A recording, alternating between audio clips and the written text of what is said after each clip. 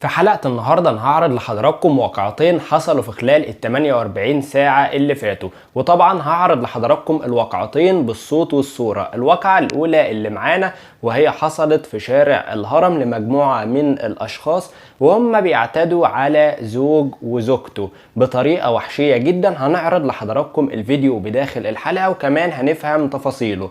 أما بالنسبة للواقعة التانية واللي برضه هشاركها مع حضراتكم بالصوت والصورة، فهي واقعة لمجموعة من الأشخاص، يعني زي ما حضراتكم شايفين كده مجرد ان هم أطفال، ولكن منعوا المصلين ان هم يدخلوا بداخل المسجد. كمان هنفهم الواقعة دي وايه اللي حصل فيها، وهل الشرطة المصرية قدرت ان هي تمسك الواقعتين وتمسك الأشخاص اللي متواجدين فيهم ولا لا. ده اللي هنفهمه في حلقة النهاردة. عشان كده كملوا معانا الحلقة للنهاية، ويا ريت لو تحط لايك للفيديو. ودلوقتي علشان ما اطولش عليكم تعالوا بينا نشوف الواقعة الأولى مع بعض ونرجع نفهم تفاصيلها.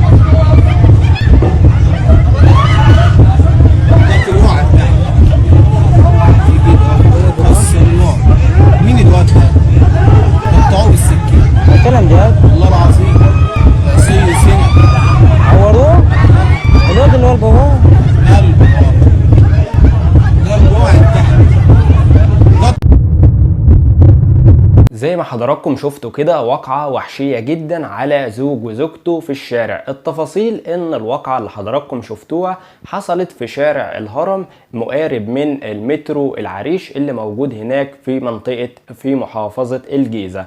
زي ما حضراتكم شفتوا كده اعتدوا عليهم بكل وحشية في وسط الشارع، وكمان المجموعة اللي بيعتدوا على الناس دول هم اصلا في الاول وفي الاخر اخوات، يعني اشقاء مع بعض، ولكن بيعتدوا على الراجل وزوجته بالطريقة الوحشية اللي حضراتكم شفتوها في الفيديو.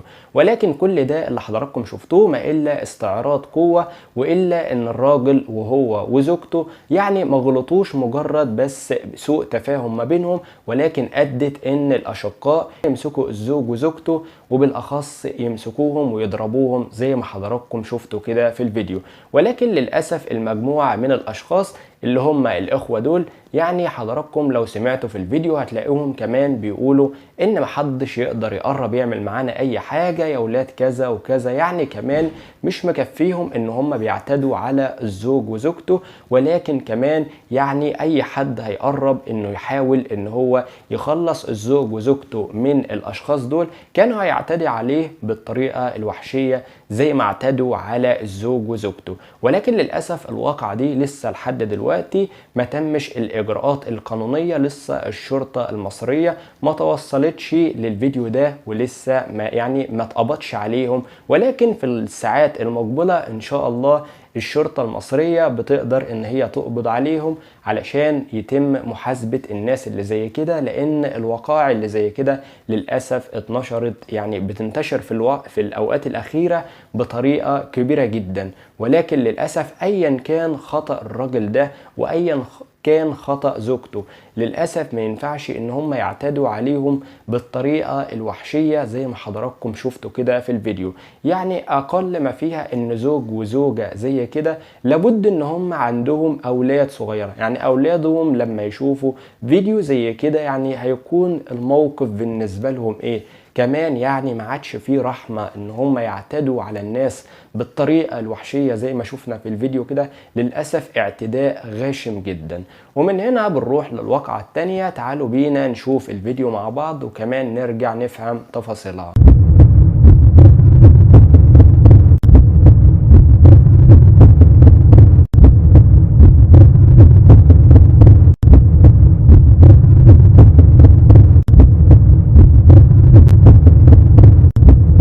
زي ما حضراتكم شفتوا كده في الفيديو مجموعة من الأشخاص، يعني أنا مش عارف والله أقول عليهم يعني مجموعة شباب ولا مجموعة بلطجية ولا مجموعة الأبطال اللي هم بيعملوا ده على حسب ما هم شايفين نفسهم.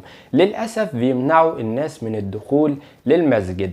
الواقعة اللي حضراتكم شفتوها دي حصلت في منطقة الدويرجي في مدينة الشعراء التابعة لمحافظة دمياط. ولكن يعني التفاصيل بتاعة الواقعة اللي خلتهم يعملوا كده ان هم يعني عمهم في بيناتهم خلاف ما بينهم وبينات عمهم دخل المسجد، ولكن للأسف علشان عمهم بداخل المسجد هم بدأوا ان هم يحاصروا المسجد. وعلى فكرة هم معاهم اشخاص تانية، ولكن هنا هم عايزين يعتدوا على الراجل اللي هو داخل المسجد اللي هو عمهم. كل ده بسبب خلافات بينهم، يعني ان السبب بسيط جدا، ان علشان خاطر خلاف بينهم وان الراجل دخل المسجد ان هو يصلي، بدأوا بالفعل ان هم يحاصروا المسجد وكمان يمنعوا الناس من الدخول الى المسجد. ولكن زي ما حضراتكم شايفين كده يعني هم مجموعة يعني شباب صغيرة، لكن للأسف المقاطع أو يعني الخناقات اللي هي زي كده نقدر نقول عليها يعني بسبب عدم وعيهم، يعني بسبب المخدرات، يعني بتكون مأثرة على دماغهم ان هم يتصرفوا تصرفات زي كده. لكن للأسف يعني بقينا بنشوف المناظر دي بشكل كبير جدا في الفترة الأخيرة. يعني أنا مش عارف، يعني أفلام عبده موتة وأفلام البلطجة بقينا بنشوفها في الحقيقة زي ما حضراتكم بتشوفوا كده في الفيديو. أيا كانت يعني تفاصيل، ما ينفعش إن هم ينتهكوا حرمات بيت ربنا، إن هم يدخلوا المسجد ويعتدوا على الناس بكل وحشية زي ما حضراتكم شفتوا. للأسف واقعة صعبة جدا، ونتمنى من الأجهزة الأمنية إن هم يوصلوا للأشخاص اللي زي كده علشان يتم التحفظ عليهم ويتم معاقبتهم إن شاء الله. طبعا دول الواقعتين اللي كانوا متواجدين معانا، حبيت إن أنا أعرضهم لحضراتكم لغرض إن احنا نتعلم منهم ونستفيد منهم وما نكررش أخطاء غيرنا. كنت معاكم أخوكم محمد نصار، وأشوف حضراتكم على ألف خير. السلام عليكم.